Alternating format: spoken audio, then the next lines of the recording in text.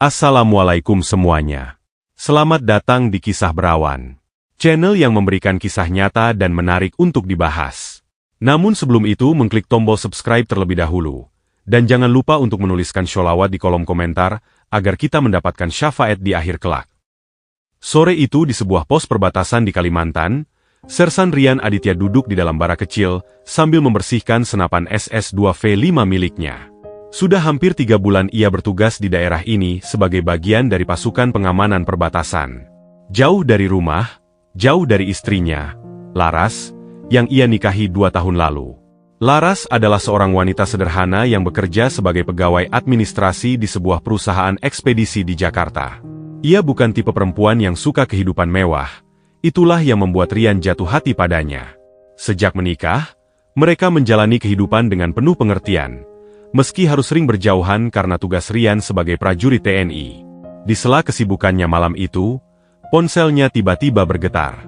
Sebuah nomor tidak dikenal muncul di layar. Rian mengernyit, lalu mengangkatnya. "Selamat malam, Pak. Dengan Bapak Rian Aditya?" Suara laki-laki di seberang terdengar formal, seperti seseorang yang biasa berbicara dengan kewenangan. "Iya, saya sendiri. Ini siapa?" "Saya dari Polsek Kebayoran Baru, Pak.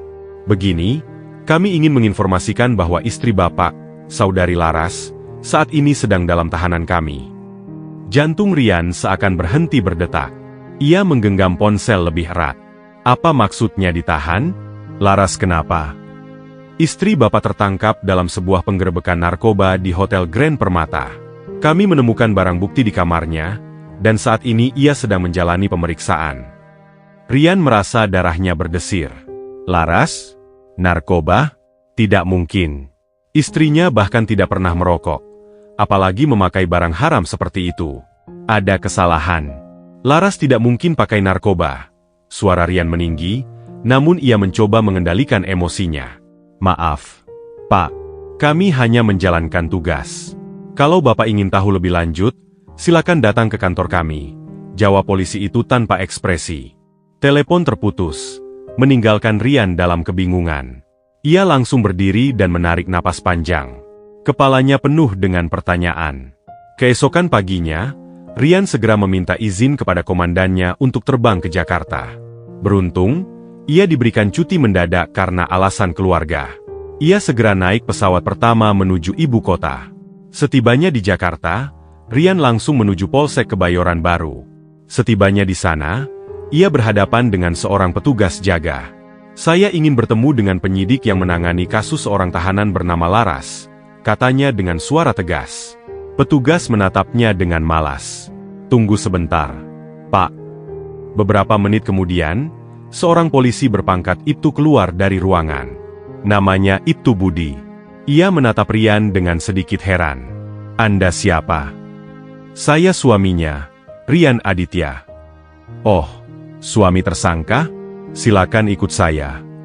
Rian mengikuti polisi itu ke sebuah ruangan kecil. Ia mencoba menenangkan diri meskipun amarah dan kecemasannya berkecamuk. Di dalam ruangan, Ibtu Budi duduk dan membuka sebuah berkas. "Istri Anda tertangkap di sebuah kamar hotel dengan barang bukti sabu seberat 5 gram saat kami gerebek. Hanya dia yang ada di dalam kamar. Laras tidak mungkin melakukan itu. Dia tidak pernah menyentuh barang haram." Suara Rian bergetar menahan emosi. "Kami hanya menangkap berdasarkan bukti yang ada, Pak. Kamar itu dipesan atas namanya, dan barang bukti ditemukan di dalamnya." Rian mengepalkan tangan. "Ada sesuatu yang tidak beres di sini." "Siapa yang melaporkan?" tanyanya. "Kami mendapat informasi dari informan," jawab Ibtu Budi santai. Rian semakin curiga.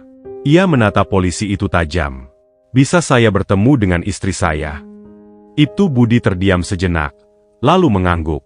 "Silakan, tapi sebentar saja." Pertemuan penuh air mata di ruang tahanan. Laras duduk di sudut. Wajahnya terlihat pucat dan matanya sembab. Saat melihat Rian, air matanya langsung mengalir. "Mas," suaranya bergetar. Rian mendekat dan meraih tangan istrinya melalui jeruji. "Laras, apa yang terjadi?" Laras menggeleng. "Aku tidak tahu, Mas. Aku diundang untuk pertemuan kerja di hotel. Setelah aku masuk kamar, Tiba-tiba ada yang mengetuk pintu. Saat aku buka, mereka langsung masuk dan menemukan narkoba di dalam kamar. Aku tidak tahu itu milik siapa. Rian mengepalkan rahangnya. Ada yang tidak beres. Istrinya dijebak. Laras, tenang. Aku akan cari tahu siapa yang melakukan ini, katanya, meski di dalam hatinya ia sendiri bingung harus mulai dari mana. Di luar, Rian merasakan sesuatu yang ganjil. Ia seorang tentara. Nalurinya tajam. Polisi yang menangani kasus ini tidak terlihat bekerja secara profesional. Ia menarik napas dalam. Ini belum selesai. Rian berdiri tegak di depan sel tahanan. Matanya menatap tajam Laras yang masih menangis. Tubuhnya menegang, amarah berkecamuk dalam dadanya. Ia seorang tentara, terlatih untuk menahan emosi, tetapi kali ini situasinya berbeda. Ini tentang istrinya. Laras, tenang. Aku akan mengeluarkanmu dari sini, katanya dengan suara rendah, namun penuh tekad. Laras menggenggam erat tangan Rian di balik jeruji. Mas, aku takut. Rian menatapnya dalam-dalam, lalu melepaskan genggaman itu dengan perlahan. Jangan takut. Aku akan cari tahu siapa yang menjebakmu. Ia berbalik dan melangkah keluar dari ruang tahanan dengan langkah tegap. Di luar, Ibtu Budi masih menunggunya dengan ekspresi datar. Selesai, Pak? Tanya Budi dengan nada meremehkan. Rian menatapnya tajam. Saya ingin berbicara dengan Kapolsek. Budi terkekeh kecil. Kapolsek sedang sibuk. Pak, kalau mau urus administrasi penangguhan tahanan, silakan datang besok dengan pengacara. Rian mengepalkan tinjunya. Ia bisa merasakan ada permainan kotor di balik ini. Polisi di sini tidak tahu bahwa dirinya adalah seorang tentara. Mereka menganggapnya hanya seorang warga sipil biasa yang tidak punya daya. Ia melangkah maju mendekati Budi, berdiri tepat di hadapannya. Matanya menyala penuh amarah. Jangan coba-coba bermain dengan saya. Suaranya berat dan dingin. Budi terlihat sedikit terganggu, tetapi tetap menjaga sikap santainya. Saya hanya menjalankan tugas. Pak, kalau tidak terima, silakan gugat melalui jalur hukum. Bra! Dengan cepat, Rian menggebrak meja di depan Budi dengan keras. Seisi kantor mendadak sunyi. Semua mata tertuju padanya. Aku bukan orang bodoh. Aku tahu istri aku dijebak. Suaranya menggema di ruangan. Beberapa polisi yang berada di sekitar mulai mendekat, bersiap menghadapi Rian jika situasi memburuk. Budi menyipitkan mata, terlihat tidak nyaman. Pak, tenang. Ini kantor polisi, bukan markas tentara. Jangan bikin keributan. Aku minta kamu keluarkan Laras sekarang juga. Kalau tidak, aku akan buat kalian menyesal. Rian menunjuk tepat ke wajah Budi. Budi tersenyum sinis. Ancaman, ya? Berani sekali Anda mengancam polisi. Rian mencengkeram keras ragam Budi dan menariknya mendekat. Aku tidak mengancam. Aku memastikan. Suaranya seperti gemuruh petir. Para polisi lain langsung bereaksi. Lepaskan dia, Pak. Salah satu polisi berseru sambil meraih pentungan. Namun sebelum mereka bisa bergerak lebih jauh, Rian mengeluarkan kartu identitas militernya dan melemparkannya ke meja. Semua yang ada di ruangan itu terdiam. Budi mengambil kartu itu dengan tangan gemetar dan membacanya. Wajahnya yang tadinya angkuh mendadak pucat. Sersan Rian Aditya. Bapak. Tentara, suaranya mulai terdengar ragu. Rian menyeringai dingin. Sekarang kau tahu siapa aku. Beberapa polisi mulai saling berpandangan. Mereka baru menyadari bahwa mereka telah menangkap istri seorang prajurit tanpa menyelidiki lebih jauh. Rian melanjutkan dengan suara tegas. Aku tidak peduli dengan permainan kotormu, tapi aku janji, kalau sesuatu terjadi pada istriku, kalian semua akan berhadapan dengan militer. Budi menelan ludah. Ia tahu betul bahwa urusan dengan TNI bukan sesuatu yang bisa dianggap sepele. Tiba-tiba, seorang pria berseragam polisi dengan pangkat komisaris keluar dari ruangannya. Ada apa ini? Suaranya berat dan berwibawa. Budi segera berdiri tegap dan memberi hormat. Siap, Pak Kapolsek. Ini hanya sedikit kesalahpahaman. Kapolsek menatap Rian dengan tajam. Anda siapa? Rian mengambil kembali kartu identitasnya dan menatap Kapolsek tanpa gentar. Sersan Rian Aditya, TNI Angkatan Darat.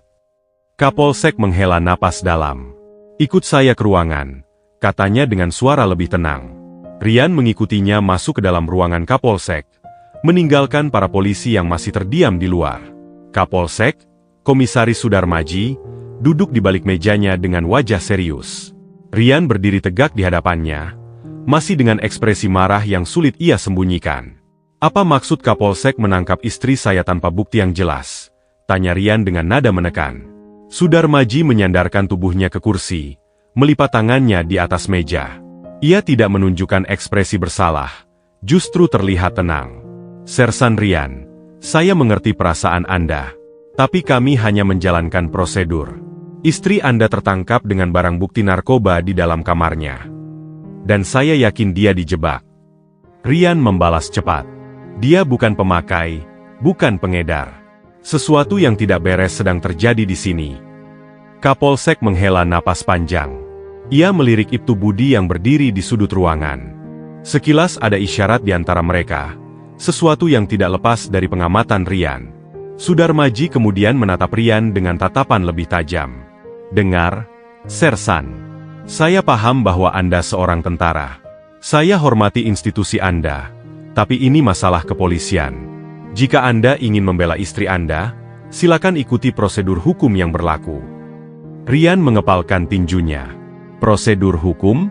Sejak kapan prosedur hukum membiarkan polisi menangkap orang tanpa penyelidikan mendalam?" Budi menyela, dengan nada menyindir. "Pak Rian, kalau Anda merasa ada ketidakadilan, silakan bawa pengacara. Tapi untuk saat ini, istri Anda tetap dalam tahanan." Rian menatap mereka berdua. Nalurinya mengatakan bahwa ada permainan kotor di balik ini. Ia seorang prajurit, terlatih membaca situasi. "Jadi kalian berdua bekerja sama?" tanyanya dingin. Sudarmaji mengangkat alis. "Hati-hati dengan tuduhan Anda, Sersan." "Tidak perlu hati-hati jika saya sudah melihat ada yang tidak beres," balas Rian tajam. Kapolsek tersenyum tipis. "Anda tahu, tentara seperti Anda bisa saja dianggap mengganggu penyelidikan. Jangan sampai ada masalah lebih besar yang timbul hanya karena emosi pribadi." Rian menahan napas, berusaha mengendalikan amarahnya. "Aku akan cari tahu siapa yang menjebak istriku. Jika aku menemukan bukti bahwa kalian bermain kotor, aku pastikan kalian akan berhadapan dengan hukum militer." Sudarmaji tetap tenang. "Silakan. Tapi sampai saat itu terjadi, istri Anda tetap di sini." Rian menatap mereka satu persatu, lalu berbalik dan melangkah keluar dari ruangan dengan geram. Saat pintu tertutup, Budi menoleh ke Kapolsek dan bertanya dengan nada khawatir. "Pak, bagaimana ini? Kalau dia benar-benar menyelidiki, bisa repot." Kapolsek menyeringai. "Jangan khawatir. Kita pastikan dia tidak bisa mengorek terlalu dalam." Budi tersenyum licik. "Saya akan urus bagian itu." Di luar ruangan, Rian menghela napas panjang. Ia tahu, pertarungan ini belum selesai. Justru baru saja dimulai. Keluar dari ruang Kapolsek, Rian menggenggam ponselnya erat. Langkahnya cepat. Pikirannya berputar mencari cara untuk menyelamatkan Laras. Ia tahu berhadapan dengan polisi nakal seperti ini tidak bisa hanya dengan argumen. Mereka bermain kotor, dan satu-satunya cara menghadapi mereka adalah dengan tekanan yang lebih besar. Begitu tiba di halaman kantor Polsek, Rian langsung menghubungi seseorang yang bisa membantunya. "Halo, Danang?" Suara Rian terdengar dingin. Di seberang telepon, sertu Danang, rekan satu angkatannya yang kini bertugas di Kodim Jakarta Selatan, menjawab dengan nada terkejut. "Rian? Bro, lu di Jakarta? Ada apa?" "Ada masalah besar. Istri gue dijebak pakai narkoba dan sekarang ditahan di Polsek Kebayoran Baru. Polisi di sini main kotor. Gue butuh bantuan." Suara Rian terdengar tegas, tanpa basa-basi.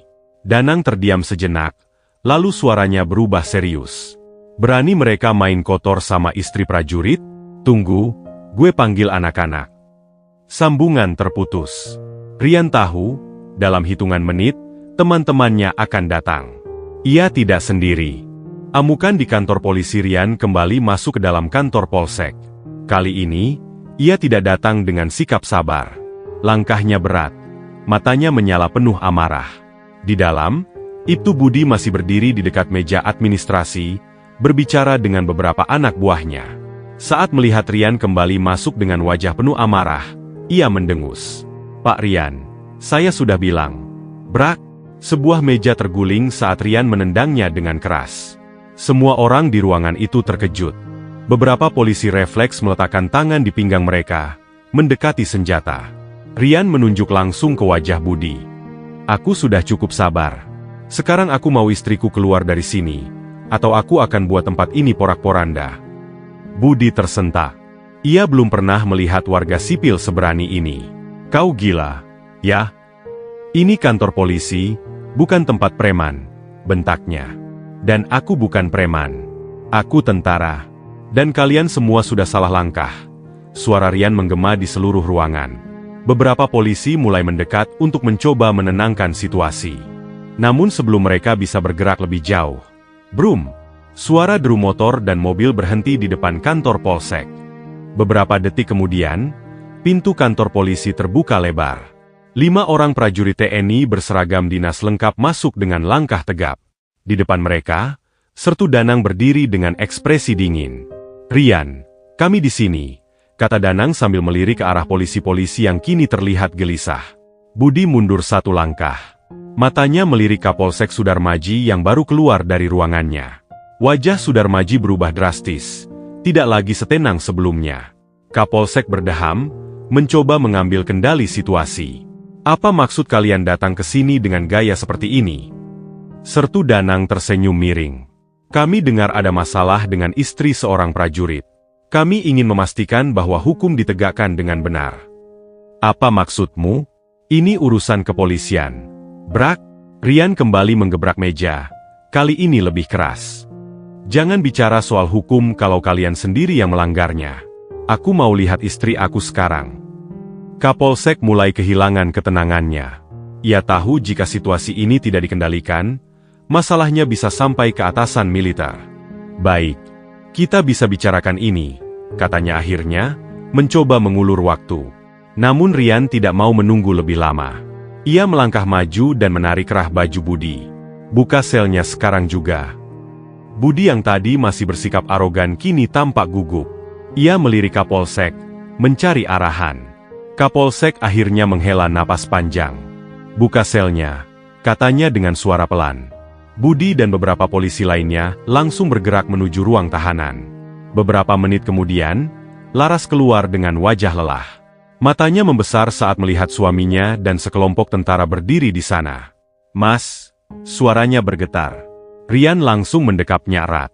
"Aku di sini. Tidak ada yang bisa menyakitimu lagi." Danang menatap Kapolsek dan berkata dengan nada penuh peringatan, "Jangan coba-coba bermain dengan tentara. Kami tidak tinggal diam." Kapolsek hanya bisa mengangguk. Tahu bahwa ia telah kalah dalam permainan ini. Rian menggenggam tangan Laras dan berjalan keluar bersama teman-teman tentaranya. Ini belum berakhir. Ia masih harus mencari siapa dalang sebenarnya di balik jebakan ini. Tapi satu hal pasti, mereka telah menyentuh orang yang salah. Beberapa hari setelah insiden di Polsek Kebayoran Baru, suasana di kantor itu berubah drastis. Kapolsek Sudarmaji duduk di ruangannya dengan wajah muram. Sejak kejadian itu, situasinya semakin memburuk. Laporan tentang dugaan penyalahgunaan wewenang dalam kasus Laras telah sampai ke Propam dan POM TNI. Tak butuh waktu lama, tim investigasi turun langsung ke Polsek untuk melakukan pemeriksaan. Di tempat lain, Rian bersama Sertu Danang dan beberapa anggota TNI lainnya juga telah mengumpulkan informasi tambahan. Dari hasil penyelidikan mereka, terbukti bahwa Laras memang dijebak. Pelakunya, seorang rekan kerja Laras bernama Tony yang bekerja sama dengan Ibtu Budi. Tony memiliki dendam pribadi terhadap Laras, karena ia pernah melaporkan kecurangan dalam perusahaan tempat mereka bekerja.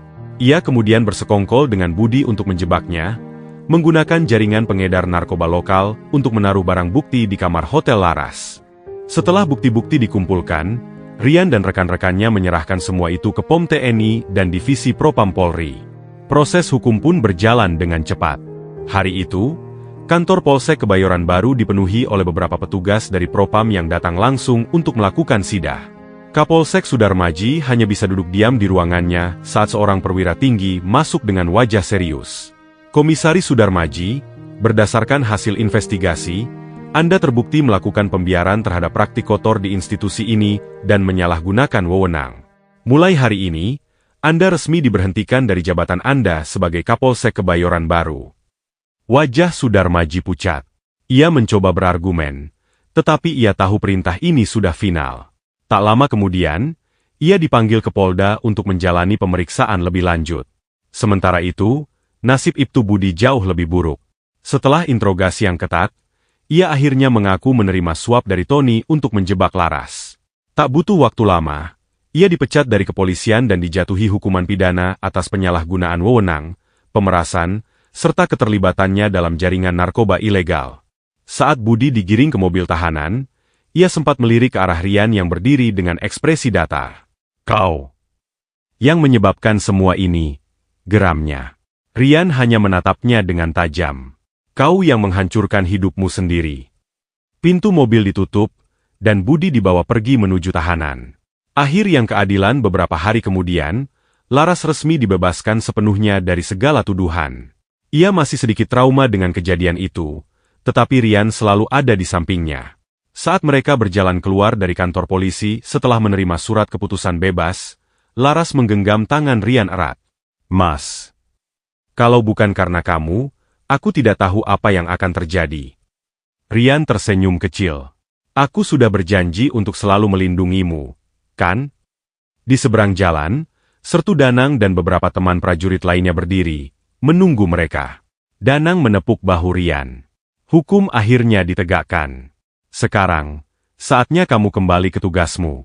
Negara masih membutuhkanmu, bro." Rian mengangguk. Ia tahu tugasnya sebagai prajurit belum selesai. Tapi kali ini, ia telah membuktikan bahwa seorang tentara bukan hanya melindungi negara dari musuh di perbatasan, tetapi juga dari ketidakadilan di dalam negeri. Dengan langkah tegap, ia dan Laras berjalan meninggalkan kantor polisi, meninggalkan mimpi buruk itu di belakang mereka. Tapi satu hal yang pasti, tak akan ada lagi yang berani bermain kotor dengan keluarga seorang prajurit. Nah, seperti itulah cerita di video kali ini. Semoga ada pembelajaran yang dapat diambil di dalamnya. Dan jika kalian suka dengan video ini, jangan lupa subscribe, agar kalian tidak ketinggalan untuk video-video menarik lainnya.